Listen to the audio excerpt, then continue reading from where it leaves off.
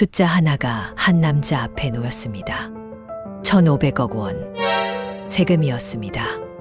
단 한 사람이 아버지가 남긴 회사를 물려받았다는 이유 하나로 국가에 내야 할 돈이었죠. 대한민국에 내로라 하는 기업들이 바로 이 숫자 앞에서 무릎을 꿇거나 혹은 영악해집니다.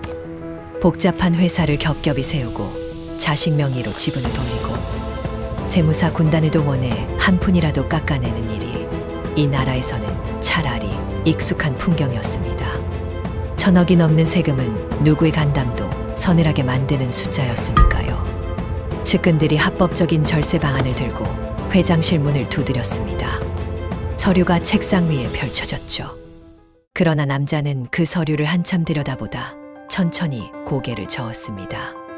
그리고 입을 열었습니다. 아버지가 하시던 대로 하면 됩니다. 그는 1,500억 원을 단 한 푼의 편법도 없이 5년에 걸쳐 전액 내기로 했습니다. 비장함도 영웅 흉내도 없었습니다. 그저 당연한 일을 당연하게 하는 사람의 평온한 얼굴이 있었을 뿐이죠. 그런데 이 남자, 이렇게 군말 없이 거액을 내고도 막상 세상이 그를 칭찬하자 어쩔 줄을 몰라 했습니다. 대한민국에서 손꼽히는 식품기업의 회장, 진라면 3분 카레, 케첩과 마요네즈까지 우리 집 부엌 어딘가에 그가 만든 물건이 반드시 하나는 들어있습니다. 수천억 원을 주무르는 오너이면서도 회사 직원의 99%를 정규직으로 끌어안은 사람, 30년 가까이 죽어가는 아이들의 심장 수술비를 댄 사람, 그러면서도 인터뷰 한 번, 강연 한 번 나서지 않은 사람, 거액을 토해내고도 표정 하나 바뀌지 않던 사람이 작은 칭찬 한마디에는 왜 그토록 작아졌을까요? 라면 한 봉지에 담긴 어느 부자의 약속을 우리는 아직 모르고 있었습니다. 사람들이 그를 부르는 이름이 있습니다. 신을 뜻하는 글자가 앞에 붙은 별명 가뚜기. 오늘의 선악록 주인공은 가뚜기 신화를 쓴 오뚜기 함영준 회장입니다. 이야기는 한 가정의 아침 식탁에서 시작됩니다. 1959년에 태어난 함영준은 오뚜기 창업주 함태호의 장남이었습니다. 함경남도 원산에서 빈손으로 내려와 식품회사를 일군 아버지는 자식에게 부를 물려주기 전에 식탁에서 사람을 먼저 가르친 분이었습니다. 오뚜기 집안의 아침은 늘 온 가족이 한자리에 모여 밥을 먹는 것으로 시작됐습니다. 그 밥상에서 어린 영준은 아버지의 말을 들으며 자랐죠. 거창한 경영 이론이 아니었습니다.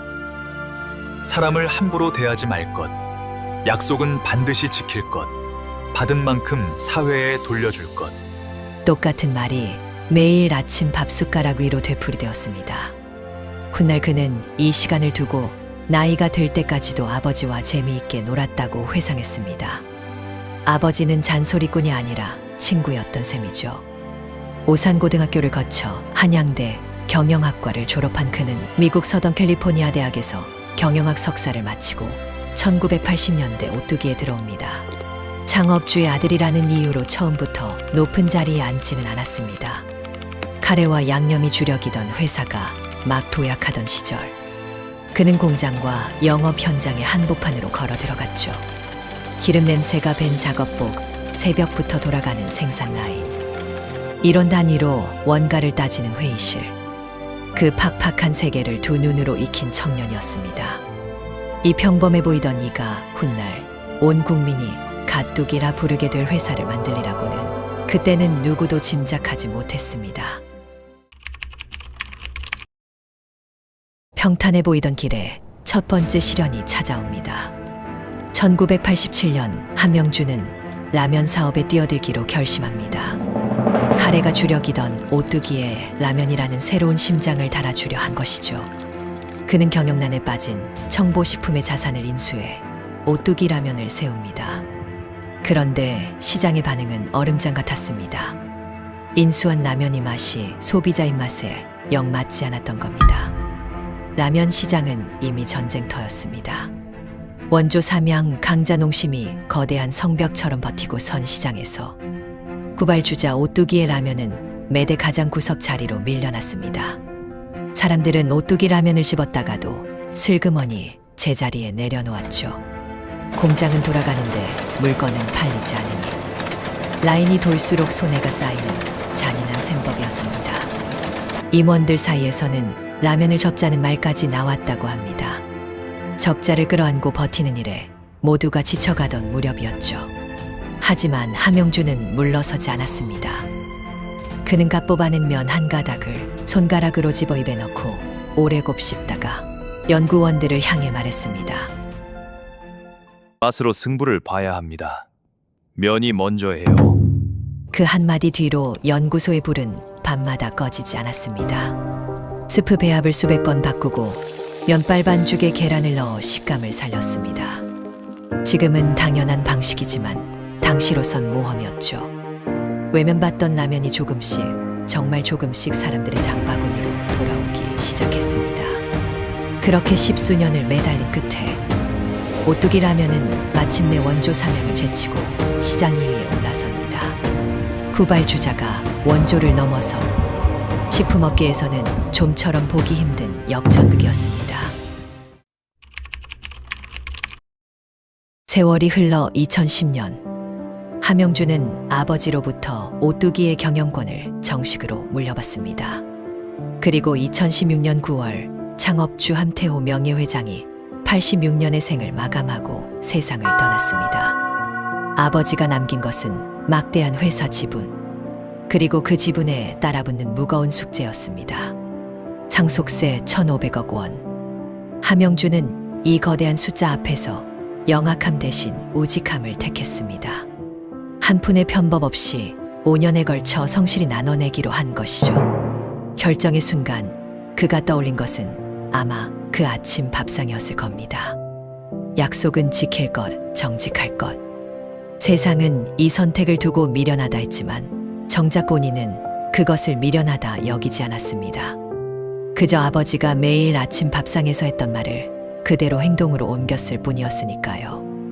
그리고 바로 그 우직함이 머지않아 온 국민을 놀라게 합니다. 세금은 시작에 불과했습니다.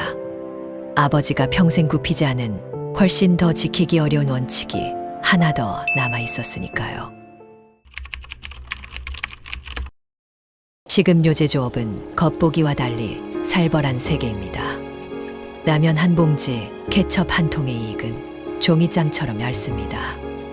원료값이 10원만 올라도, 인건비가 조금만 불어나도 그 압박은 고스란히 회사의 숨통을 조입니다. 그래서 많은 기업이 가장 먼저 손대는 곳이 바로 사람이었습니다. 파견으로 돌리고 단기 계약으로 끊고 외주로 떼어내며 비용을 깎아내는 것. 그것이 이 바닥의 생존 공식이었죠. 그러나 창업주에게는 평생 굽히지 않은 한마디가 있었습니다. 사람을 비정규직으로 쓰지 마라. 가장 먼저 비용으로 계산되던 그 자리의 사람들을 오뚜기는 끝까지 끌어안았습니다. 가장 사람들을 놀라게 한 것은 대형마트 시식 코너였습니다. 주말 마트 한 구석에서 라면을 끓여 종이컵에 나눠주던 시식 판매 사원들. 대부분의 기업이 파견이나 단기 인력으로 쓰던 그 자리의 사람들조차 오뚜기는 정규직으로 채용했습니다. 회사 전체 정규직 비율은 99%에 육박했죠. 단가 싸움으로 피가 마르는 제조업에서 이것은 스스로 손발을 묶는 미련한 고집이었습니다. 사연이 알려지자 사람들은 처음엔 믿지 못했습니다. 주말마트의 그 시식 아주머니가 정직원이라고? 한 누리꾼이 남긴 댓글이 화제가 됐습니다. 정규직이라는 말에 라면을 먹다가 괜히 코끝이 시큰했다는 고백이었죠. 선행은 회사 담장 밖으로도 흘렀습니다. 1992년부터 오뚜기는 한국심장재단과 손잡고 선천성 심장병으로 죽어가는 아이들의 수술비를 했습니다. 처음엔 매달 5명, 그러다 20명으로 늘려가며 30년 가까이 단 한 번도 멈추지 않았습니다. 그렇게 새 심장을 얻은 아이가 수천 명을 넘어섰죠. 작은 가슴을 열고 다시 뛰게 된 심장들. 아이들은 얼굴도 모르는 그를 키다리 아저씨라 불렀습니다. 물가가 치솟던 시절에도 오뚜기는 라면 한 봉지 가격을 10년 넘게 올리지 않았습니다. 노숙자에게 무료로 토스트를 나눠주던 어느 노점상에게는 소스를 공짜로 대줬습니다. 누가 시킨 것도 떠벌린 것도 아니었습니다. 그저 묵묵히 라면 봉지 뒤에 숨어서 했을 뿐이죠. 그리고 그 모든 일이 세상에 드러난 날, 사람들은 오뚜기 앞에 신을 뜻하는 글자 하나를 붙여주었습니다. 갓뚜기. 가장 빛나는 별명을 얻은 그가 정작 칭찬 앞에서 부담스럽다는 말만 되풀이한 이유가 여기에 있었습니다. 그에게 그것은 자랑거리가 아니라 아버지와의 약속을 지킨 것뿐이었으니까요. 2017년 여름, 청와대 영빈관. 대한민국을 대표하는 거대 기업의 총수들이 도열한 자리로 대통령이 걸어왔습니다. 재계서열, 수십이 박. 라면과 카레를 만드는 중견기업 회장 앞에 대통령이 멈춰섰죠. 그러고는 미소를 지으며 말을 건넸습니다. 요즘 젊은 사람들이 오뚜기를 갓뚜기라고 부른다면서요? 좌중의 시선이 그에게 쏠렸습니다. 그런데 이 남자, 신을 뜻하는 별명을 칭찬으로 듣고도 표정이 환해지기는커녕 오히려 어쩔 줄 몰라 했습니다. 그가 더듬더듬 내놓은 대답은 단 한마디였습니다. 굉장히 부담스럽습니다. 감사합니다. 세상은 그를 착한 기업인의 상징으로 떠받들었지만 정작 그는 빗속으로 나서지 않았습니다.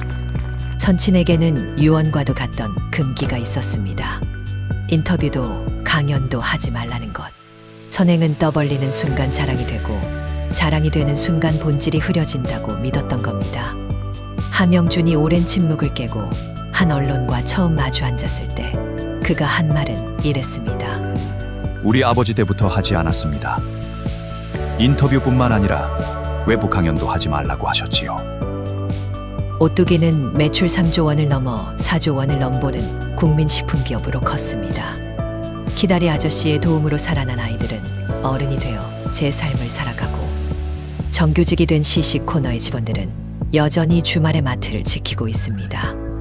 모든 것이 변했지만 거액의 세금 앞에서도 평온하던 그 사람이 작은 칭찬 앞에서 작아지는 모습만은 변하지 않았습니다.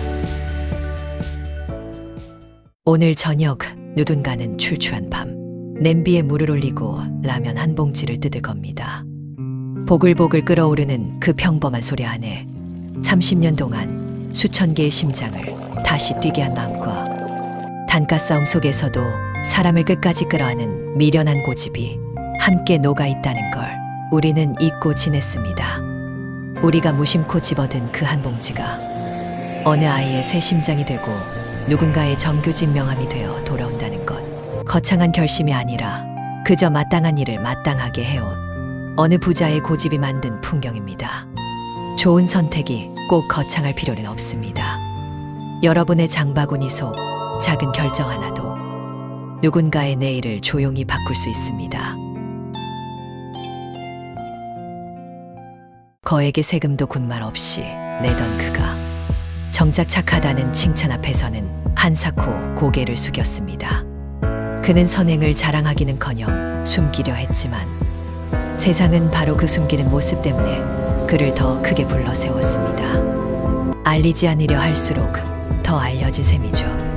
정말 선한 마음은 박수를 바라지 않기에 더 빛나는 걸까요? 아니면 박수를 바라지 않는 그 태도마저 결국 또 하나의 빛나는 자랑이 되는 걸까요? 판단은 여러분의 몫입니다. 오늘의 선악록이었습니다. 우리는 살면서 누군가에게 작은 도움을 주고도 굳이 입 밖에 내지 않은 적이 있고 반대로 누군가 조용히 베푼 친절에 뒤늦게 마음이 따뜻해진 적도 있습니다. 여러분은 어떤 선의를 소리 없이 건넨 적이 있으신가요? 혹은 누군가의 말없는 배려에 뭉클했던 순간이 있으신가요? 그 이야기가 자랑이든 고백이든 여러분의 이야기를 댓글로 나눠주시면 감사하겠습니다. 구독과 좋아요는 다음 이야기를 만드는 힘이 됩니다. 선과 악, 그 경계의 이야기는 계속됩니다. 다음 선악록에서 만나겠습니다.